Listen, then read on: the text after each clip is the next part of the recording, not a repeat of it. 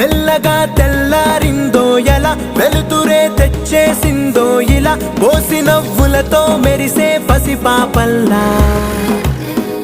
చేదతో బావులలో గలగల, చెరువులో బాతుల ఈతల కళ, చేదుగా ఉన్న వేపను నమిలే వేళ. చుట్ట పొగ మంచుల్లో, చుట్టాల పిలుపుల్లో, మాటలే కలిపేస్తూ మనసారా మమతల్ని పండించి అందించు హృదయంలో.